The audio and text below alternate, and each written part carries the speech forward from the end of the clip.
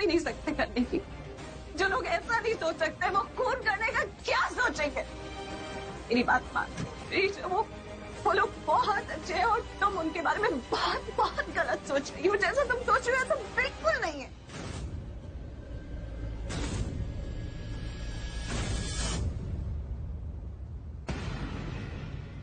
देखो मनीषा, कल कोर्ट में ऋषभ जी की पेशी है। अगर तुम वाकई कुछ अच्छा करना चाहती हो ना, अगर ऋत्विक को इंसाफ दिलाना चाहती हो ना, तो कल तुम हमारे अगेंस्ट नहीं खड़ी होगी, तुम हमारे साथ खड़ी होगी, ताकि हम ऋत्विक के खूनी को पकड़ सके और जो बेगुनाह उसे इंसाफ दिला सके। जो कहना था मैंने कह दिया, जो सच है मैंने तुम्हें बता दी। अब आगे क्या सोचना है, क्या करना है, ये तुम पे डिपेंड करता।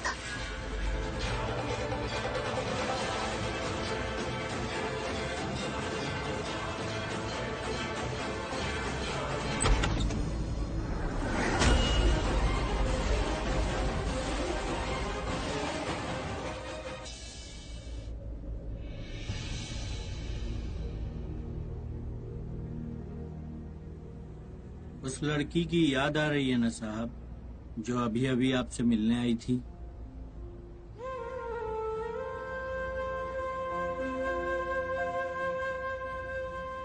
अब तक जब भी मैं उनके बारे में सोचता था, मेरे घर वालों को भी पता नहीं चला। तुमको कैसे पता चला? सारी दुनिया समझ ली साहब, घर वालों में और बाहर वालों में बहुत फर्क होता है। घर वाले अपने होके भी अपनों के दिल की बात नहीं समझते, सिर्फ जुबान समझते। अपन जो बोलता है ना, अपनी उसी बात पे यकीन करते हैं। अपन अपनी बात पे तब तक यकीन नहीं करते जब तक कि हमारा सच हमारे सामने ना हो। लेकिन आपका सच आपके चेहरे पे दिख रहा है साहब, माँ कसम साफ साफ दिख रहा है और समझ भी रहा है मुझे।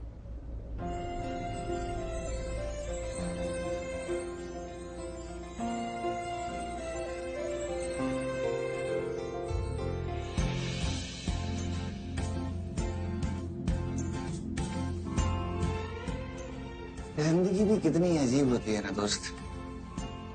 यहाँ पर आजादी नहीं,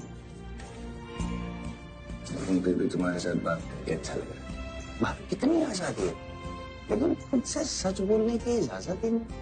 यहाँ पर तुम्हें अपने दिल की बात बतानी भी नहीं पड़ी और तुम सब कुछ समझ गए। बाहर खुद को ही समझाना मुश्किल हो जाता है। होता है साहब, होता है। हम अपनों से ही अपने दिल की बात नहीं करते और अनजान के सामने दिल खोल के बातें करते, क्योंकि अनजान तो अनजान होता है और इस बात का डर भी कहाँ होता है कि पता नहीं साला वो अपन के बारे में क्या सोचेगा। देखो अपना चेहरा देखो साहब, गौर से देखो, कितना खुश नजर आ रहा है। आपकी प्रीता जी के बारे में बात करते ही आपके चेहरे पे कितनी खुशी आ गई, और दिल देखो कितना खुश है। साला साहब आप खुद सोचो, आप जैसा इतना बड़ा बिजनेसमैन यहाँ जेल के अंदर साला जेल की इज्जत आबरू का कोई टेंशन ही नहीं है, सोच रहा है तो सिर्फ अपनी प्रीता जी के बारे में। हाँ, इसे क्या कहते हैं पता है ना साहब? प्यार। आपको उस लड़की से प्यार हो गया है साहब। चलो भैया अपन तो सोने चला, वरना सुबह होने से पहले ये पुलिस वाला है ना डंडा बजाना चालू कर देगा।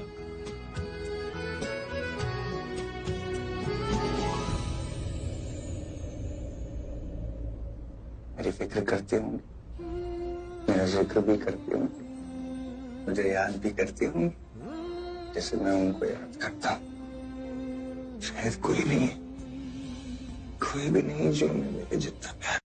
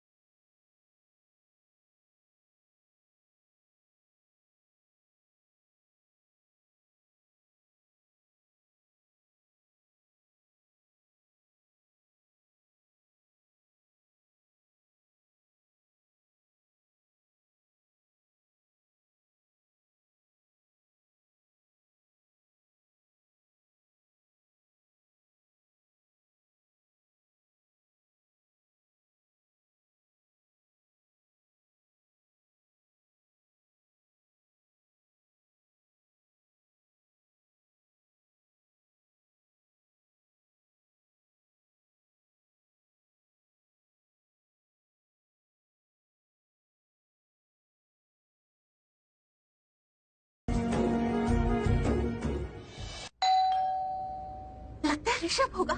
मेरा पुत्र घर आ गया। ऋषभ आ गया। मैंने कहा था ना, उसने कोई गलती नहीं की।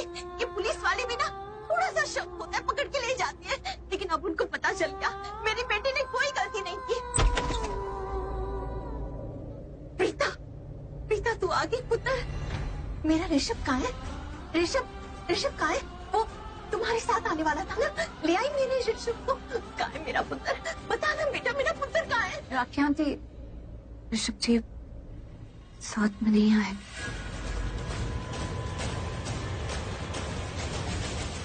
लेकिन बहुत जल्द मैं उन्हें ले आऊंगी। ठीक है पुत्र, कोई बात नहीं, तू अंदर आजा, आजा अंदर आजा बेटा। रुक जाओ, अंदर आने की कोई जरूरत नहीं। करीना, क्या हो गया तुझे? अंदर क्यों नहीं आने दे रही इसे? मजाक कर रही पुत्र, जब से ऋषभ गया ना, किसी का दिमाग ठीक नहीं है। तू अंदर आजा, कोई जरूरत नहीं। हर दिमाग मेरा नहीं मॉम, आप सबका खराब हो चुका है। लगता है आप सब लोग भूल गए कि क्या क्या हुआ था। क्या होगा करीना आंटी, आप ऐसा क्यों कह रही हैं? खबरदार, अगर मुझे आंटी कहा तो। इनफैक्ट तुम तो कुछ कहो ही मत, मुझे तुमसे बात ही नहीं करनी। मुझे आप सब लोगों से भी बात नहीं करनी। जब मेरी अपनी फैमिली मेरे दिल में क्या चल रहा है समझ ही नहीं पाती, तो बात करके फायदा क्या है? ऐसी क्या बात है, आप ऐसा क्यों कह रही हैं? क्या हुआ करीना, बता तो सही। ये इस घर के लिए मनहूस है।